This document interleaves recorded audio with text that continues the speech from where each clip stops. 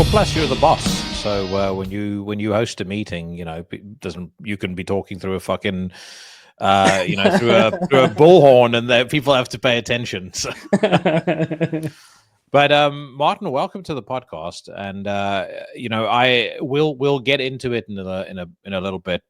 One of the things that's sparked our conversation, but I think for the average person, they potentially won't know who you are. So can you just give us a quick synopsis of who you are, what you do, just so people can kind of calibrate who I'm busy speaking to? Yeah. Hi to all the listeners and viewers of Into The Necrosphere podcast. My name is Martin Koller. I'm a German-born music business entrepreneur, and I started the label Prophecy Productions as a label in 1996, and 3 years before as a mail order in the music underground, and I'm responsible for, I think on Prophecy Productions for about 700 releases, which are all roughly in the field between darker metal, folky stuff, rock stuff, and people might know stuff, don't know. It ranges from Alcest to bands like Bethlehem, Imperium, Secrets of the Moon, don't know.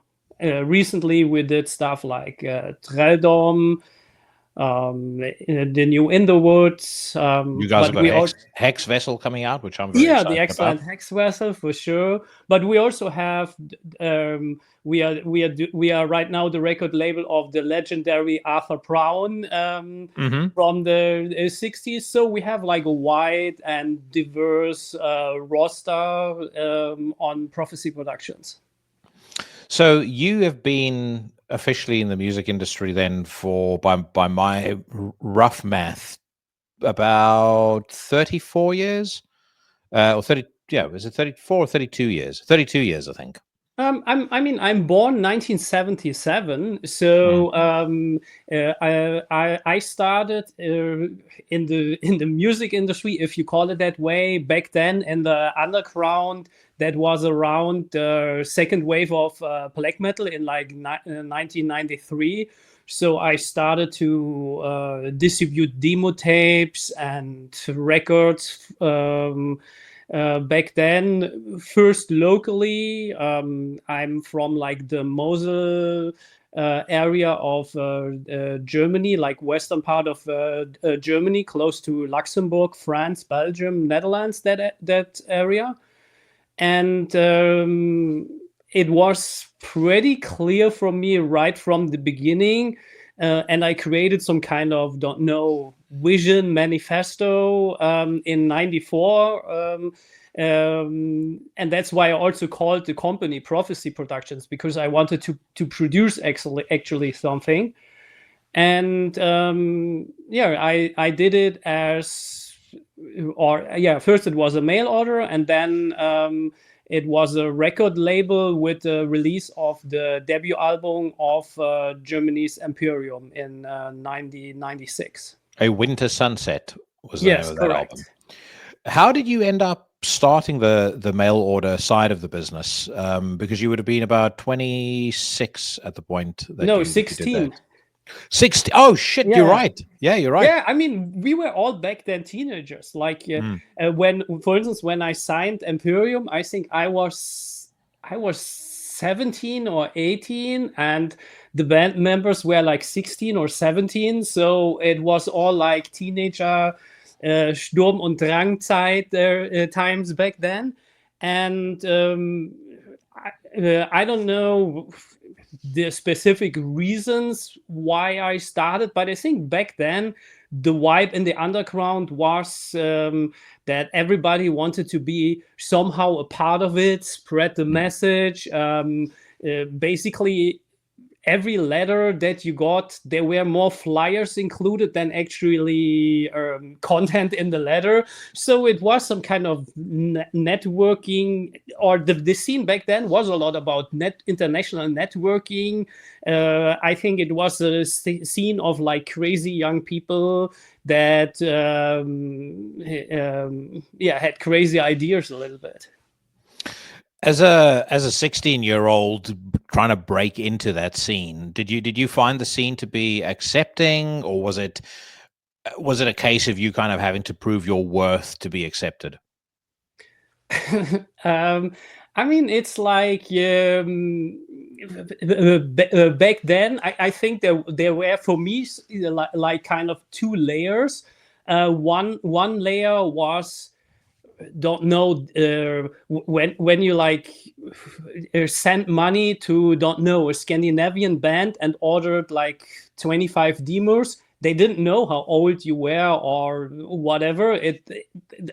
So that was no problem. But I think the other layer was, I think when I went to the first like metal concerts, local metal concerts in my area, I mean, you could feel that the older metalheads thought like, okay, those kids, they're maybe not up to our standards or whatever. So and I could feel that acceptance, because I also started in like 1994 in doing local shows with a friend of mine. I was underage. He was like 2 or 3 years older than me, and I think then after that I could feel more accepted in like the local metal scene and stuff like that. Mm. The music you were into, or you were interested in at the time, what sort of stuff were you listening to? You know, what did you personally enjoy? I mean, back then I was for sure into that second wave of black metal, but also I liked especially the British neofolk scene a lot. I was really into all that 4AD world, with like the Dead Can Dance or Cocteau Twins and stuff like that. So I think my personal taste of music, but I think it was basically everybody that was part of the underground scene back then. It was much wider than, let's say, the normal metal scene, because that was still focused on, don't know, from heavy metal to death metal or whatever. And I think that there was a certain vibe back then in the underground scene that was connected to black metal that made people look for, don't know, much wider stuff, and look also into other music genres, because we were looking for like music genres that had like similar vibes to what we had in the black metal scene. And I think a really early example for that is that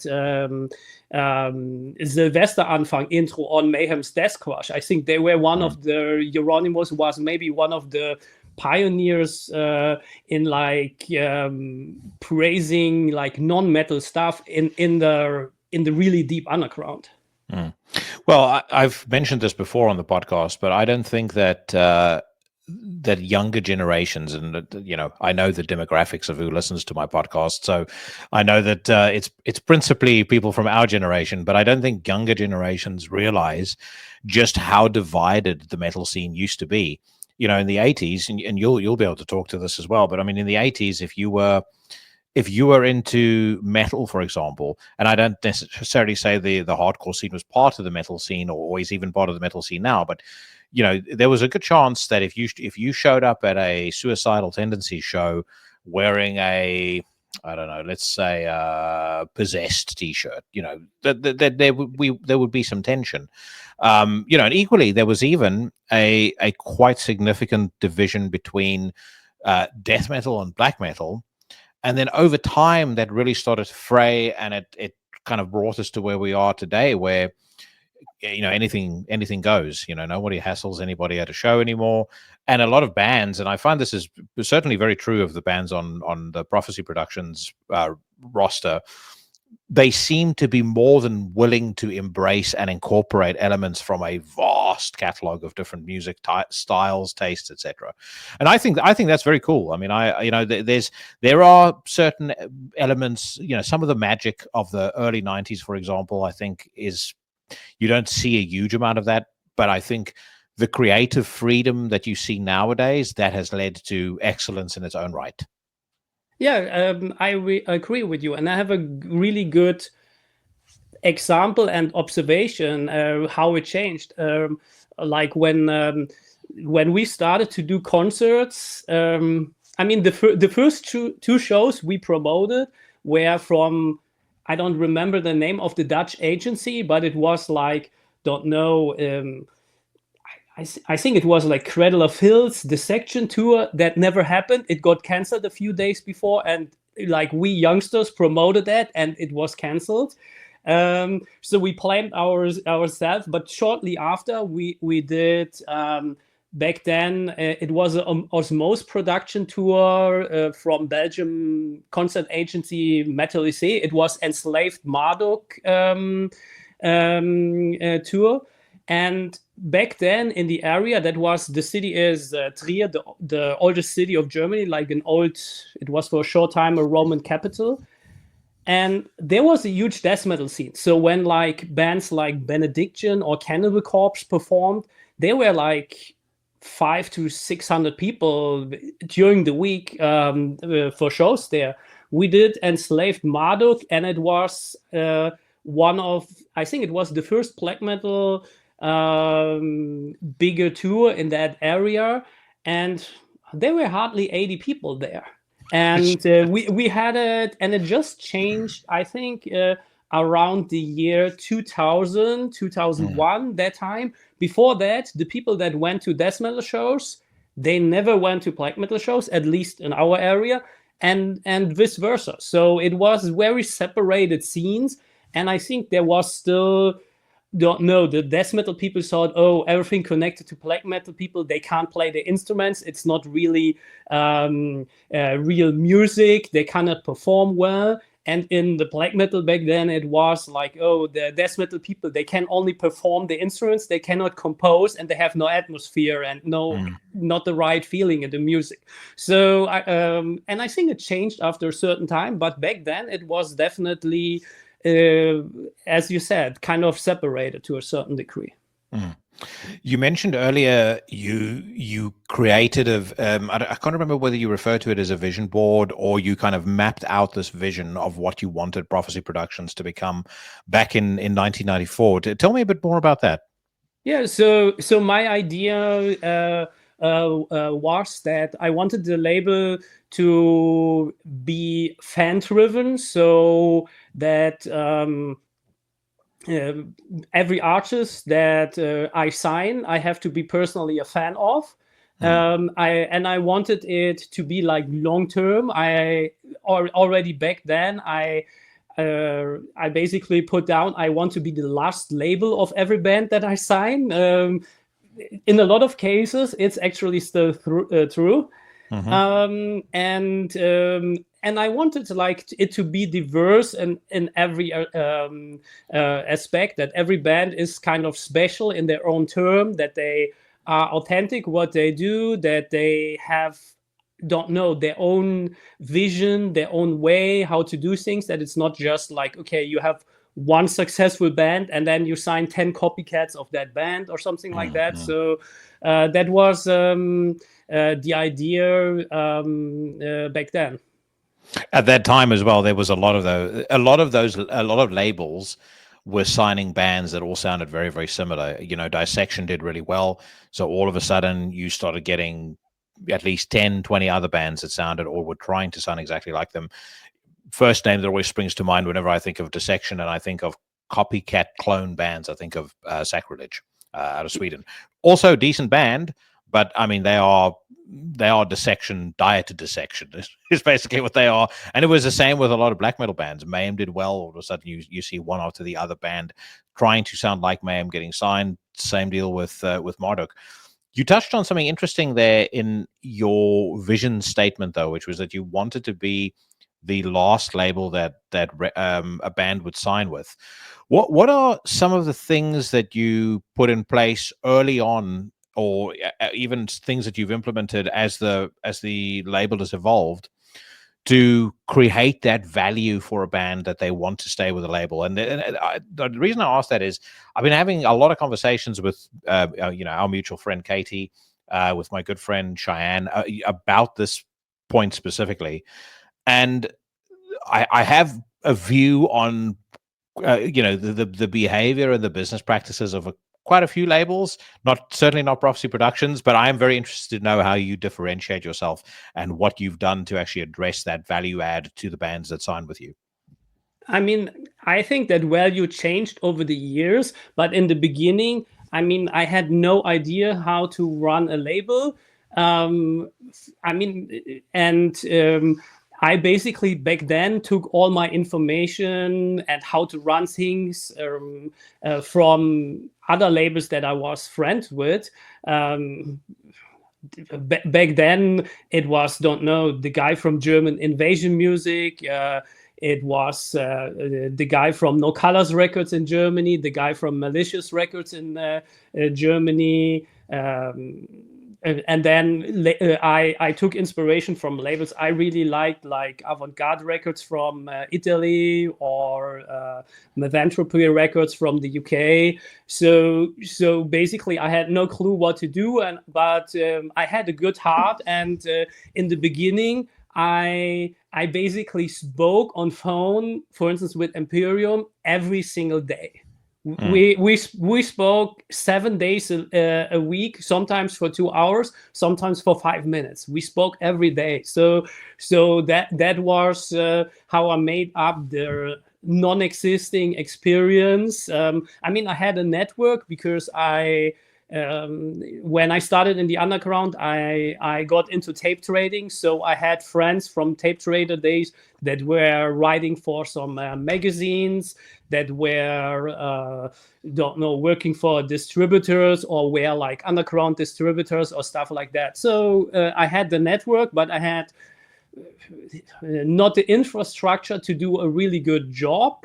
But I think my enthusiasm and my heart made it up back then. But I mean, over time, you get more experience, and it gets better, and you get the professional infrastructure. But I think in general, I think what's the most important thing is to treat the bands in a fair way, to pay, to account, which I think is the most important. I just had a discussion this morning with my German team, and it was about some distributors issue. And I told them, in the end, it doesn't matter how friendly a distributor is, or if they like our records or push them or whatever. The business is, we ship them records and they have to pay. That is the core. And so that we can pay the bands, and they can use the money well in creating art.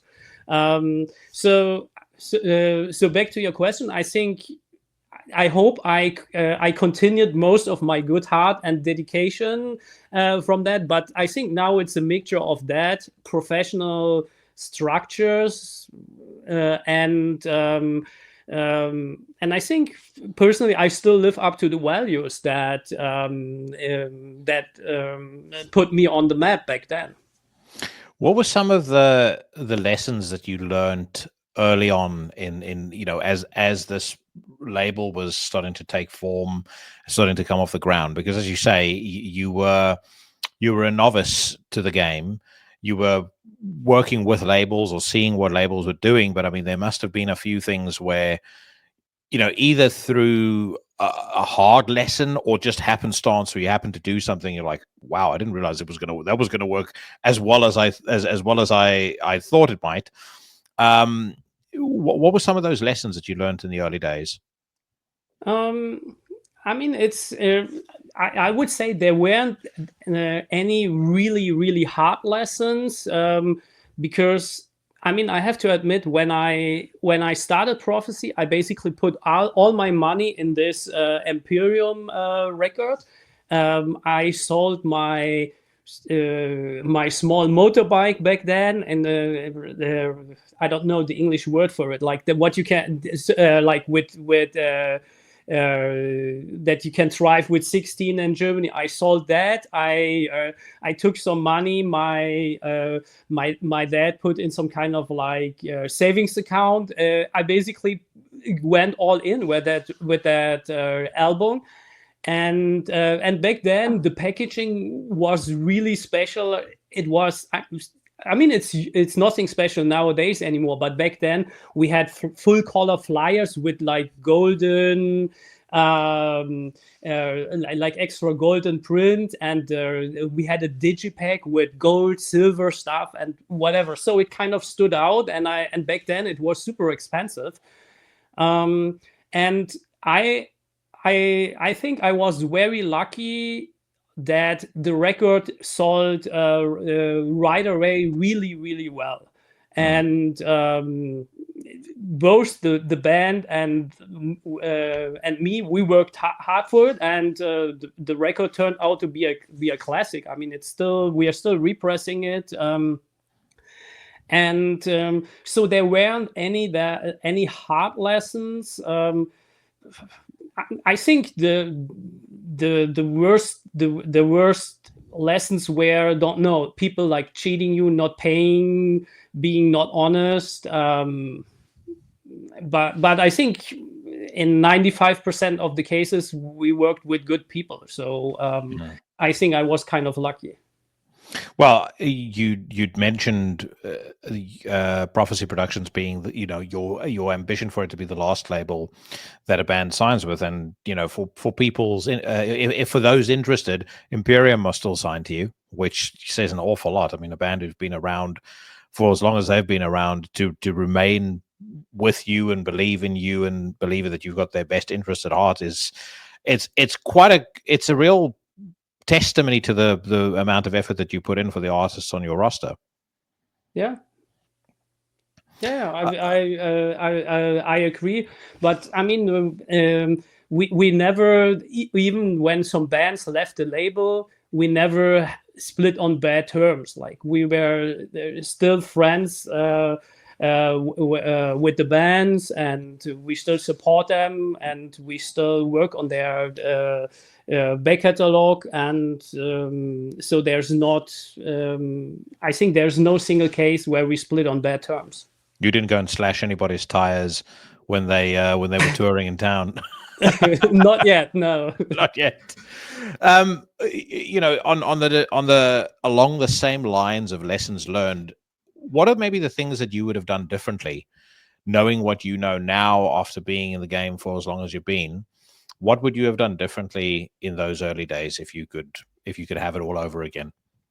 I mean, not a lot, but I think in some cases in the beginning, I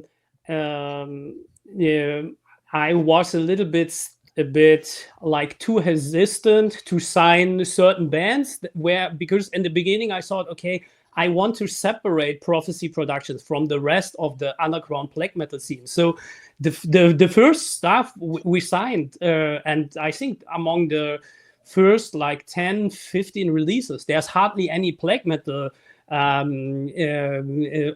Although our audience from the underground mail order was 100% black metal, or that also like different stuff. So I don't want to mention names, but there were a couple of really, really good and historic black metal bands which I could have signed back then, and I didn't. Well, you're gonna have to give us at least one. No. But instead, I mean, it's still one of my favorite songs, but because I wanted to be so different, and I mean, back then that was the mind of a 17, 18 year old. I instead of doing like a band with a good following in the underground, I did stuff like don't know, Oberon from Norway, still one of my favorite songs on Prophecy. Love is the light of the world. So in a black metal world, I released "Love Is the Light of the World," and stuff like this. So I think with the knowledge of today and with the don't know self-consciousness I have now, I would have acted differently. But I think back then it was the vibe of prophecy, not to align ourselves too much with what I thought was the generic black metal underground. Because I mean, the time when I started prophecy productions, there were it was a really exciting time because a lot of new labels started to release stuff, and the underground was really, really vibrant and exciting. And a lot of the friends that I had, they did mostly black metal, and I thought like, okay, I have to do it differently. And the thing is, I do think there's value and there's longevity in going with what you're passionate about and going with your gut, because music, like everything, is cyclical, and it moves from one trend to another. And we can reminisce about the second wave of black metal, but by the late 90s, I mean, it was basically over. And as I've said this to many guests who have been on the podcast, most recently Swartal from Gehenna. We were talking specifically about how many bands from the black metal scene had, by the mid to late 90s, started to do gothic metal, and you kind of had this weird obsession with latex and latex and vampires, latex and vampires, and everybody wanting to sound like fucking Sisters of Mercy with heavy guitars. And the thing is, a lot of labels started to chase that because they felt like that was going to be the big thing. And then new metal came out, and a lot of labels started to chase that.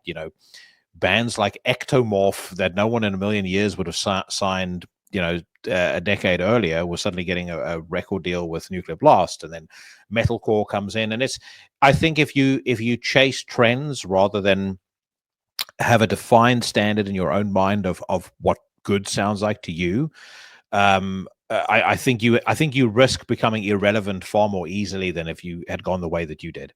I mean, I would argue in some scenarios, that's why Earache basically became irrelevant. Not to draw you into any sort of controversy or any debate about Earache, but I mean, Earache were a genre-defining label in the early 90s, and where are they now? Yeah, I agree. I mean, their catalog from that time is still amazing and visionary, but I agree. At least I don't know any record from them from, don't know, maybe the last 2 decades or something like that. But I mean, that was even part of my my manifesto, my vision back then, that I said I don't want to change the direction of the label. It has to be like a label where I release or I try to release kind of timeless records where that could be still listened to like in 30, 40 years. And I think even stuff that we are doing nowadays, we could have released it back in 1996 and it would have perfectly fit. So I don't think we changed a lot in that regard from like how I select music or how I select bands. I mean, for sure, prophecy doesn't cover any style of music that I like. But I think it gives like a good spectrum of like the dark stuff that I like, that is kind of in those genres. Mm-hmm. So what do you look for in an artist nowadays? Because the business has changed an awful lot. The way that people consume music has changed an awful lot. I would imagine that has some degree of bearing on your thinking about who to sign, because at the end of the day, it's still a commercial endeavor and it's a commercial proposition. Signing a band, you need to feel like you can make some sort of return out of it. So what do you in 2025, if you were going out, let's say you go to a festival and you're looking at bands, and what is it about a band that's going to appeal to you and that's going to make you think, I need to consider adding these people or adding this band to the roster if that's an option? I mean, the most important is still the same. Actually, it's I must have the feeling that when I listen and see the band, that the world stands still in a certain way. That is the important. But I mean, apart from that, other aspects changed a lot. I mean, in the beginning, um, I think we only looked, okay, how is the music, how is don't know, the aura, the art around it, does it fit together, do we like it? But then it nowadays I think it's much more important that because the market is kind of very oversaturated, especially in the underground. I mean, when I go on Bandcamp just for 2 hours, I have two new favorite bands sometimes. There's a lot of really good stuff that people do because music production or the ways of music productions are much easier than back then. So you can record, if you have great ideas and decent skills, you can record the greatest metal album if you want to with your laptop, and it sounds almost the same quality as other bands if you have the right ideas. But I think nowadays it's really important that there's some kind of like, because people can listen for your music for free, and we actually put it in some kind of like analysis, because you have actually three ways, or when we as a label try to promote a band, there are like three levels. Level number one is when potential fans have at least heard the name. That is already one obstacle. Then the next one is, do they spend their time to listen to it for free? Like listen to it on YouTube, Spotify, whatever.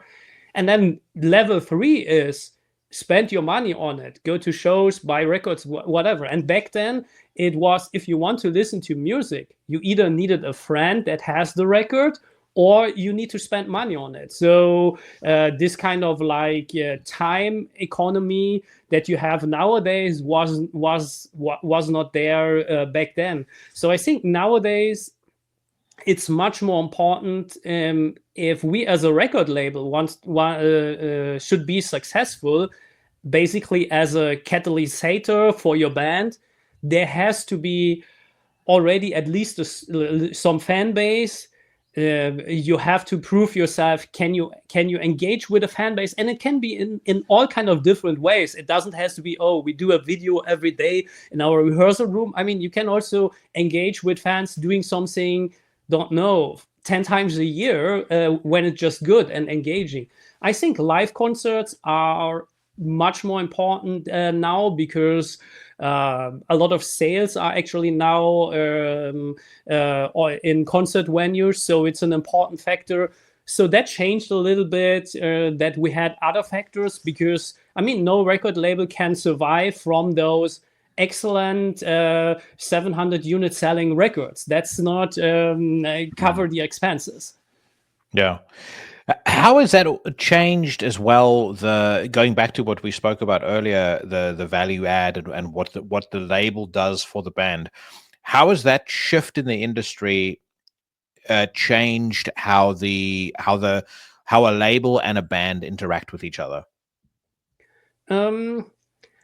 I think when in the 1990s, like print press was, for instance, much more important, and they were also on the touring side.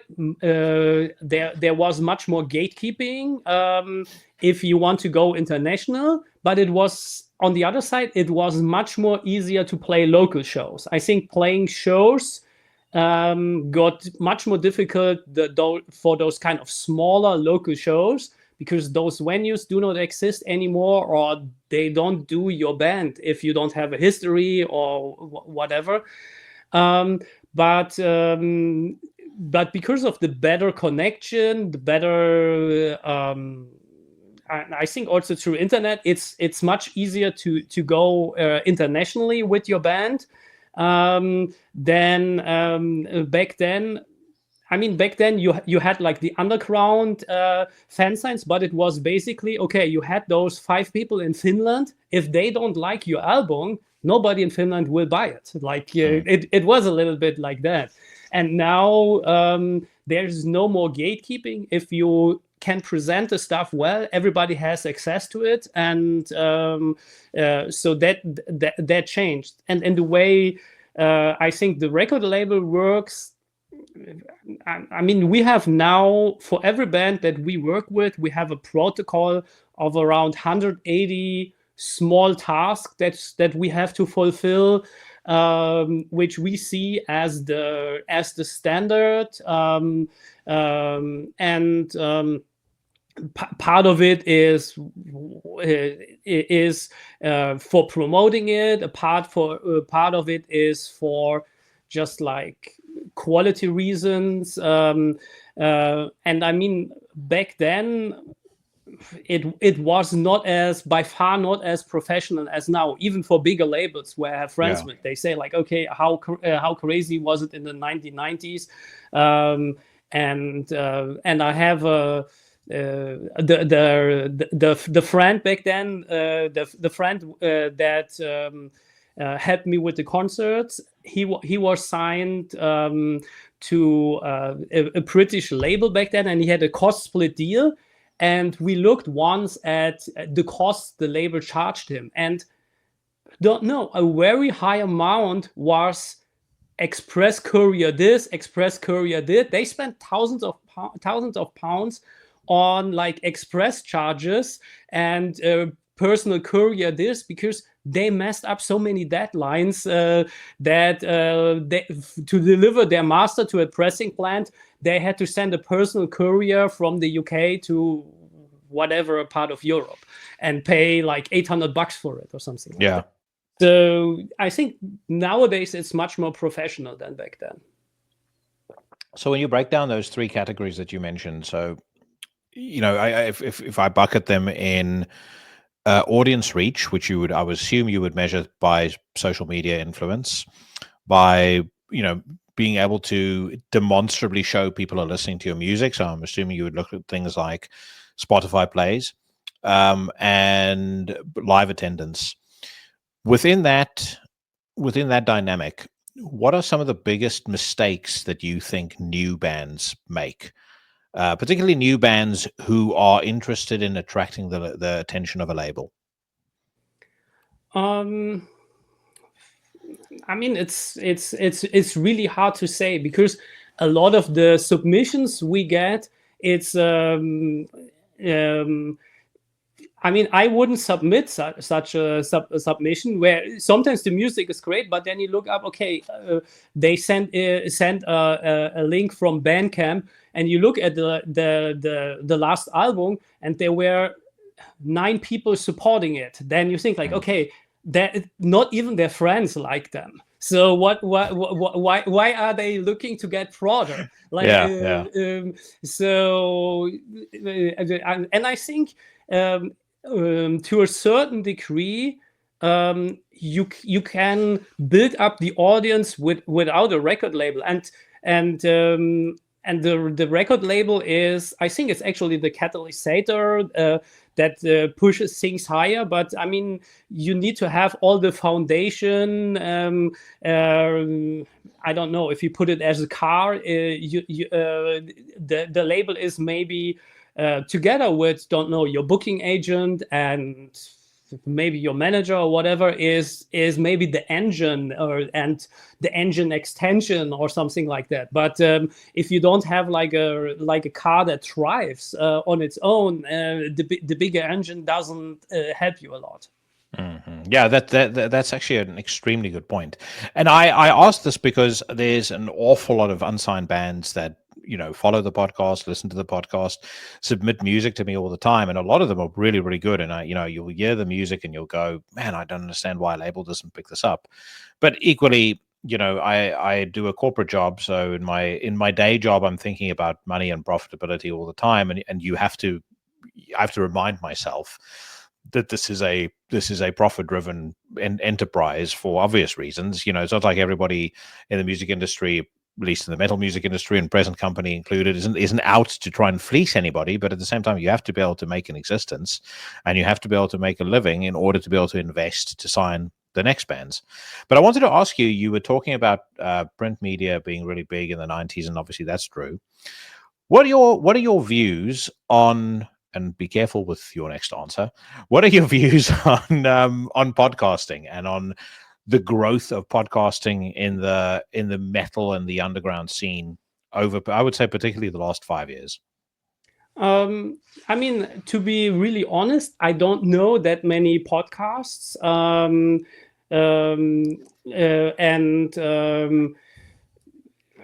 So I cannot really judge it well. I mean, I followed some podcasts in German language because it's my mother language, and some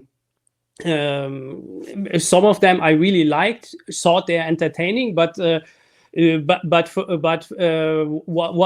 is always like the conflict that I have with podcasts is time, because and to be honest, when I do sports or something like that, I rather prefer music to listening to podcasts. So, and in cars it's the same. So it's I don't really have a large time contingent available for listening to podcasts, and then the music podcasts are also they have to compete with other topics because they are really interesting and helpful podcasts on a lot of business stuff as well. So I use podcasts mainly to educate myself in things around business and stuff like that. As a vehicle for a label like Prophecy Productions to promote bands or to get its music heard or attention given to its artists, what are your thoughts on podcasting in that sense? Yeah, I think it's a great way, and I mean, I in preparation for this I watched a couple of podcasts from you, and I think it's a really great way to present yourself as an artist, because the environment is really personal, and it's much easier to make an emotional connection with an artist and the music than if you read like a print interview or something like that. So I actually think that it's maybe much better than print interviews. And if I would have to put in like, don't know, an order, I think I would say number one is the live show, and I would maybe say like a podcast where you can see, hear, and have more in-depth information about an artist is maybe number 2 or 3. I don't know what actually could be on number 2 as well. But I think the role is really important. Yeah.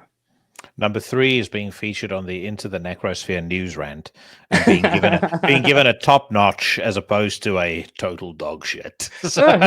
I mean, I like it how the way you do it, because I think a lot of metal press is really, in my opinion, they don't want to hurt anyone, so it's kind of always the same. And I mean, I listened how you slash this or that Prophecy Productions record, and I rather prefer people saying the honest opinion that instead of like saying, yeah, the drummer plays tight, this is this, that they describe the record. In the end, it's like an average opinion about and you don't know, you think like, okay, average opinion about maybe an average record. It's not interesting. Yeah. Well, there is method to me doing that, because I learned early on. So when I started this, I really loved, if you talk about print, I really loved Metal Maniacs. That was my favorite magazine. I loved the attitude of Metal Maniacs.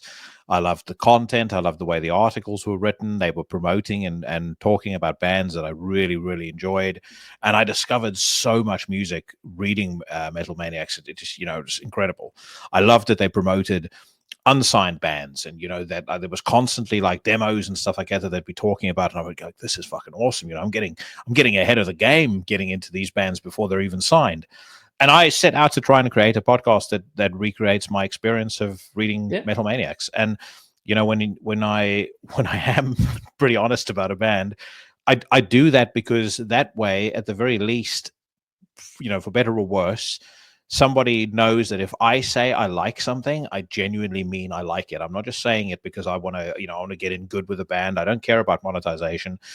The podcast isn't monetized. I don't make a cent out of it.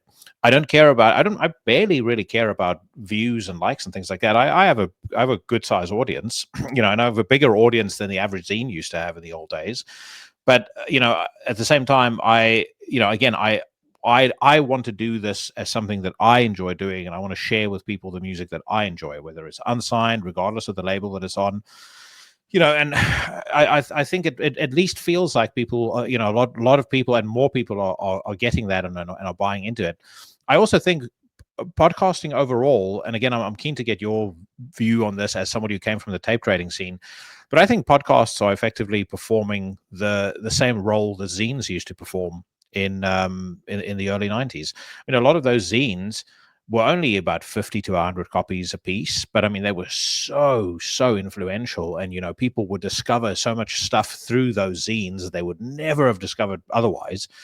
And I think podcasting has taken that over now. They now occupy that spot. Plus, they give you, if it's a good podcast, they give you that opportunity to see a conversation with somebody that you might not ever be able to see. You might not be able to see that artist in that setting and with that personal connection that you've just highlighted. Yeah, I agree. My favorite fanzine in the 1990s, that was the Eastern from Finland, and they ridiculed a lot of bands, and it was really funny to read it. They had a great sense of humor, and I think a lot of times it made you interested in listening to the music, because you thought, okay, why do they think it's so ridiculous? I have to take it out myself. And then sometimes it was really good. And I think the tendency that in print journalism that it got very corporate, very nice, not hurting anybody. This was at least not according to my taste. It made it boring. Yeah, 100%. Now, I do enjoy a lot of Prophecy Productions bands, which is part of the reason I got you on, because I just generally like the label. I like the aesthetic and the vibe of the label. I like the way that you approach bands, even though I might not always like all of them. Hex Vessel is one band that I love. Farsot I really enjoy. Fen I really enjoy. Question for you though: who are some of the bands that you were either at the time or perhaps even recently that you were proudest to be able to sign to the label? Like you were like, that's a band I have wanted to add to my roster. I've wanted to work with for however long, and finally we're doing it. Let me think. That's a good question. When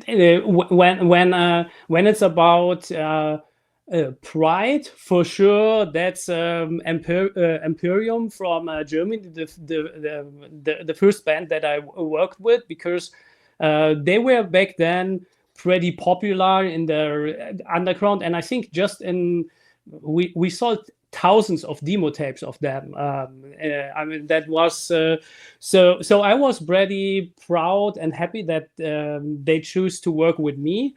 And then I think when In the Woods in like 1999 decided to sign with us, that was a really proud moment. And then,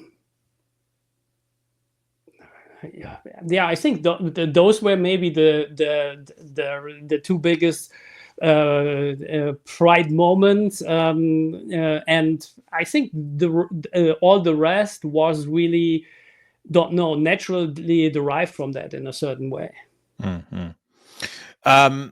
Now, one of the points that I mentioned earlier, and this is kind of how we got started with our conversation.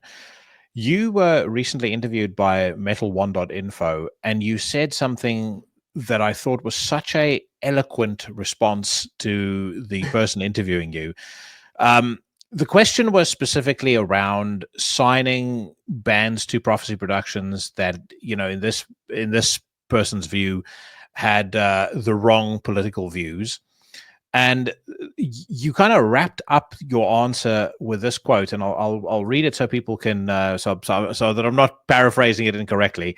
I'll tell you the same thing I'm telling you now. Prophecy Productions is neither the Reich Chamber of Literature nor the Ministry for State Security, and I just absolutely love that. Now, here's a question for you, because you've seen the industry change, but you've also seen the scene change. You come from a scene that was, blasphemous, dark, confrontational, and roundly offensive, to this scene that I think still has elements of that, but has also become in some ways very anodyne and very safe. And when they start to talk about black metal being inclusive in a safe space, I don't quite understand I don't believe that we're listening to the same thing, or we're certainly not of the same mindset.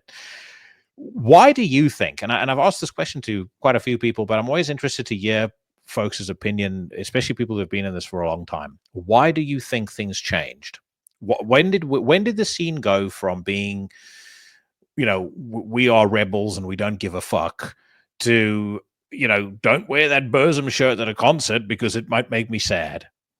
I mean, I think the answer is from maybe a little bit longer. So I think the incidents where Prophecy Productions got attacked, that happened for the first time in that context. I mean, when we released Love is the Light of the World in 1997, black metal people were attacking us. Oh, why do you release like Christian lyrics or Christian sounding lyrics, whatever. But in the context that people like confronted us, this band is politically not okay.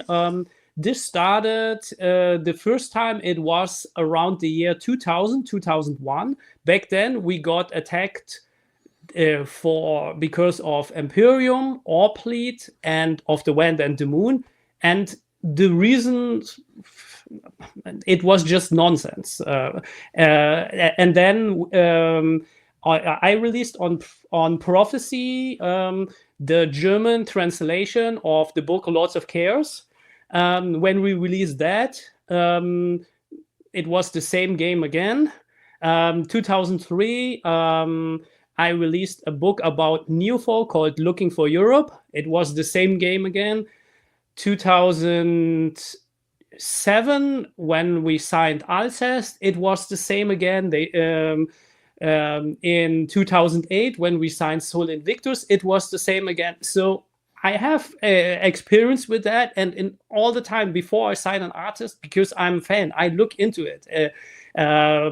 And in all the cases, there was never any like, those were not like extreme bands or extremists. It's and actually in the 2000s, we for a couple of years, for 5 years, I even had like a couple of lawsuits, and I went to court suing people, and except for 2 cases, I won all of them. So people had to sign cease and desist letters, pay us money for the damage because of slander or whatever. So this is not something new for me. But I think what has changed is, and before I say this, I have like a funny story of my concert days. So it even started earlier. Before, I think it was like 1996. My friend and me, we organized a Cannibal Corpse concert in Trier, and Trier is it was the capital of the Roman Empire, where Emperor Constantine, where he basically prepared to sign I think it's like I don't know the exact town, like in a city in Italy, they signed like the contract that Christians are no longer persecuted in the Roman Empire. And back then, Trier was the capital of the West Roman Empire, and it's considered like the cradle of Christianization in the Roman Empire. So they have they believe to have it's called Heilig Rock. That's like the skirt of Jesus Christ when he was crucified. They believe they have it as a what is it, reliquia in English? Sacrament?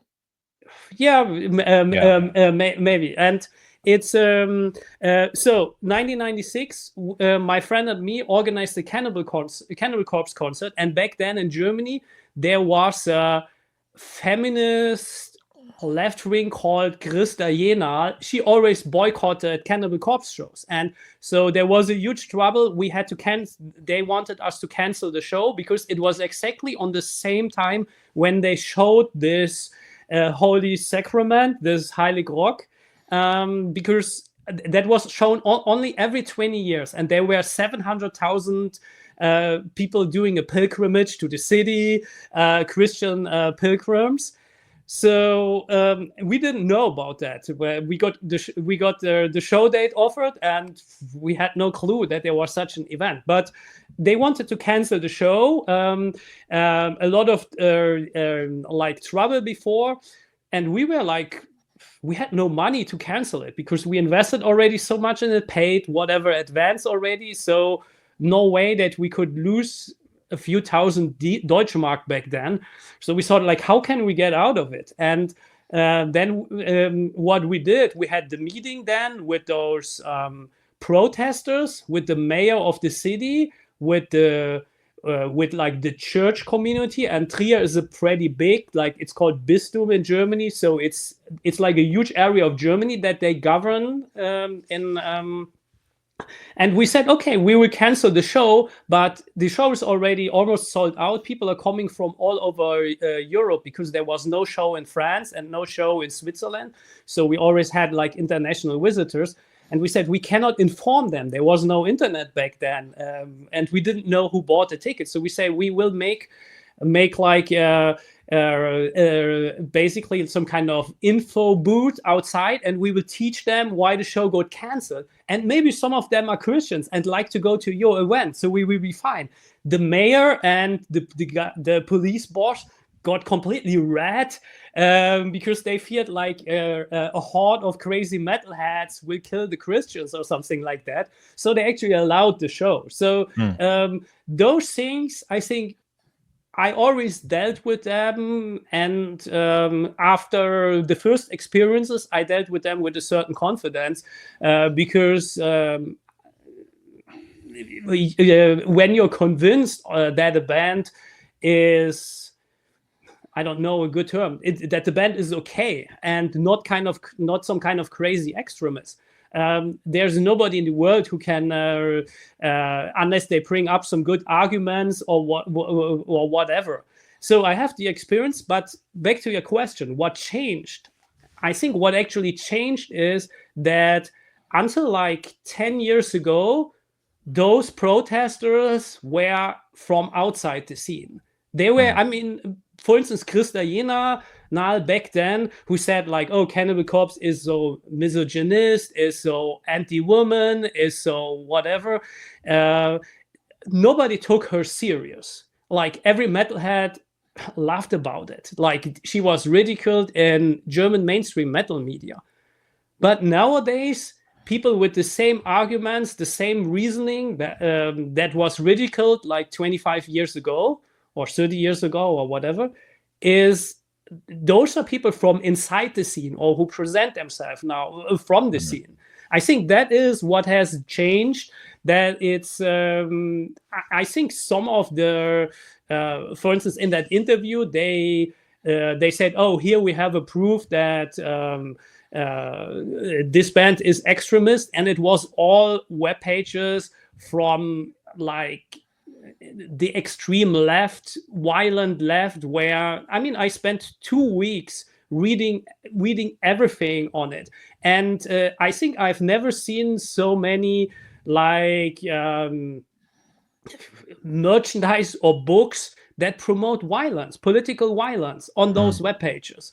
This is not like normal people who are afraid of the scene. This is like a lot of it comes from a very political background that I'm not sure if they don't understand how metal is or neofolk is, that it's not a political scene in the sense of that there's a given political direction. Like, don't know, if I listen to punk, it's pretty clear what the political direction is, or if I listen to don't know, other kinds of music. But I think metal was always very diverse, and also the kind of like, for instance, in a metal context, when you when let's say in normal life you would say, I want to voice slight dissatisfaction about Christianity. In a metal concept, it's like Trepp de Christen or something like that. That's how metal people speak, and how they voice their opinions. So and I think that is what changed. Yeah, I mean, I still try and tell myself, and I do believe I'm right about this, at least to a 90% degree, that a lot of the people that are behaving this way right now, they're passengers, and they'll leave the scene. But I do think there's also a question here about a larger reflection on society, where I had a conversation with somebody who lives in America the other day about this, and she was saying, it feels to me like the government is trying to start a civil war. And I said to her, the government is not trying to start a civil war. I said, I can tell you what is happening, and I think what may potentially lead to civil conflict, although I suspect it'll land in Europe before it kicks off in North America, and I'll give a reason why in a second. But you have a society now, and this is true of Western Europe and of North America. Society is split more or less down the middle, and on either side is a group that believes implicitly that their vision for the future of their communities, their societies, is 100% correct, and the other side is 100% wrong. And not only 100% wrong, 100% malevolent. And because they're malevolent, as you just pointed out now, violence is starting to get more and more normalized. When people, I see people on social media cheering on the vandalism of Tesla cars as an example, and I started thinking to myself, it is such a moronic thing that you're encouraging here, because for starters, I can tell you now, the vast majority of right-leaning people aren't driving Teslas, certainly not in America. So you're damaging somebody's property who probably voted the same way that you did. They already paid for the car, so the money is with Tesla. It doesn't matter if you destroy that car. And yes, there's the knock-on effect of the brand, but these things are fleeting. There was the boycott against Bud Light, and people are drinking Bud Light again now. These things come and go, but it's to actually cheer these things on and act as though that's normal. It's nothing normal about it. That's kind of getting to a place where, as I've kind of, it has been concerning to me, the number of people that are getting to a place where, rather than us and them, it's become us or them, if you understand what I mean. Yeah, I fully agree. And in my opinion, that's completely against how the diversity in like our scene was all the time. And when you basically come from a direction, whatever somebody else says, because they're the persons they are, or they are from that, don't know, political direction, everything is wrong. That is like a closed mindset. A pluralistic democracy basically works in the way that you have an equal playing field, and every actor can do the performance, do their arguments, and it's all based on words. and everybody has the same weapon, and that is the mouse.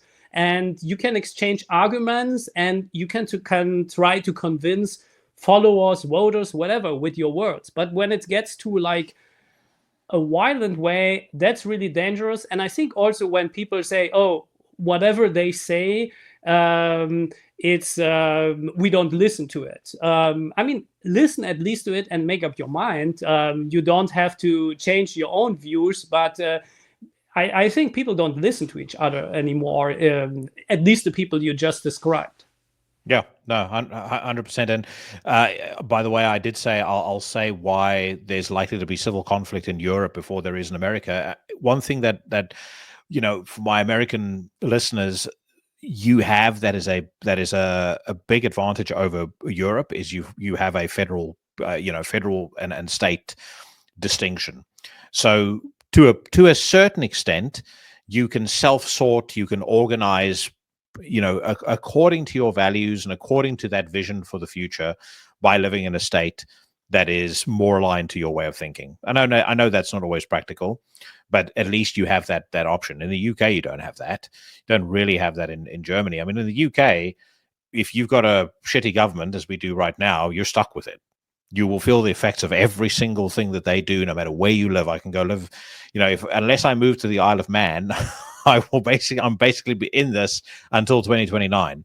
So, at least in America, there's that distinction. But again, to your point, there's this bizarre idea that we shouldn't listen to each other. And the irony of it is, like, if you were to look at let's talk about, let's say, tariffs, for example, the big news of the day.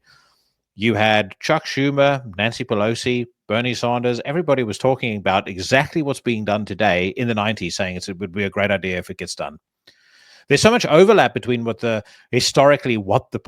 politicians have said and the message of the ideas that they've sold, and yet now it's just reflexively, if it comes from that person's mouth, it's wrong, horrible, evil. Vice versa, if it comes from this person's mouth, it's communist. It's the worst thing on the face of the earth. So, but rather than dwell on the negativity, let's just very quickly talk about something else that you do that I think is absolutely awesome, and that is Prophecy Fest. I've unfortunately never been, but just the photos I've seen of how cool everything looks when when the bands are inside that cave. Folks I know have attended that have told me about the vibe. How did you get the idea to do that?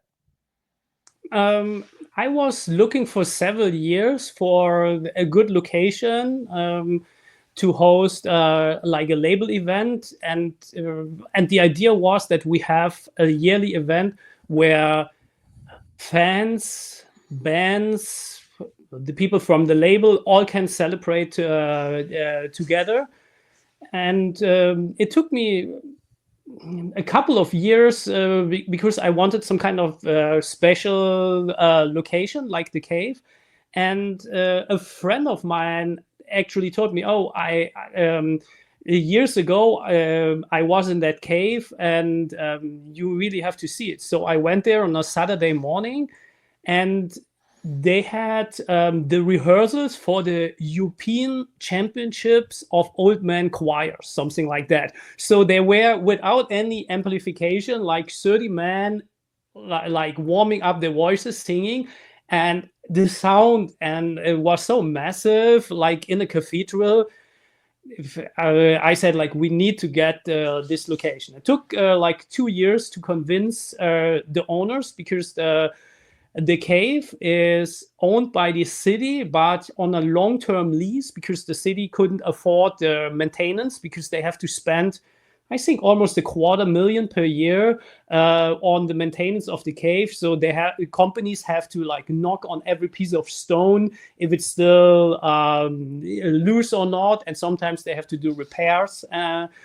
And so it took some time to convince them, because the actual it's like a I don't know the English term. In Germany, it's eine Schützenbruderschaft, like that's like a brotherhood of shooters, and that is originally in the feudal system. They were responsible to defend the city, and the special thing about them was, I hope I say it right, but to my memory, it's like they are directly under the Pope. So the Pope is their commander, and so they are there to defend the Christian faith.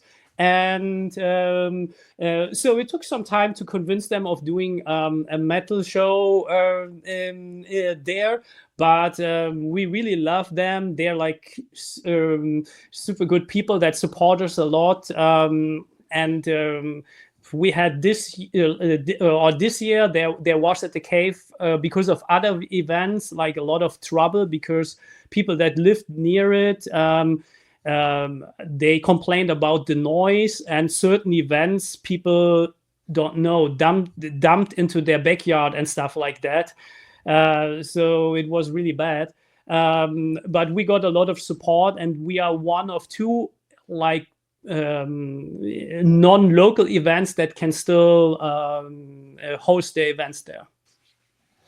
Well, you guys have got a serious lineup for this year. There's, I mean, we mentioned Arthur Brown, but you've got Enslaved, you've got Grob, you've got Moonspell, you've got Merkur. So really, really good bands playing. Let me ask you one final question in closing. Anything else from a Prophecy perspective that you are particularly excited about coming this year?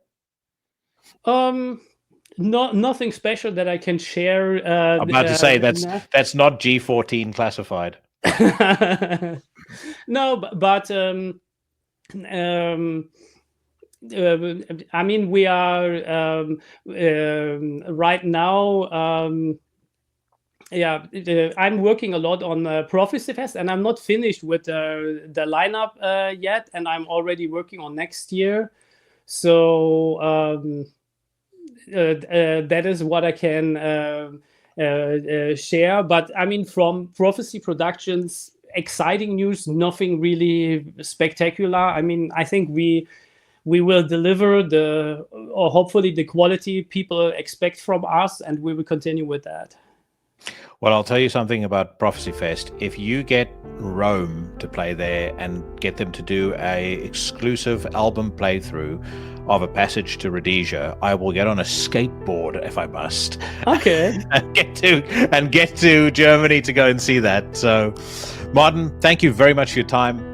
What a pleasure talking to you, and I really, really hope we get to do this again in future. I knew as soon as I read that, as soon as Katie sent me that interview, I said, "This is a guy I'm going to get on with." I just knew it. Okay, thank you so much. Great stuff. Thank you so much, brother. Yeah, thank you too, and it was a pleasure.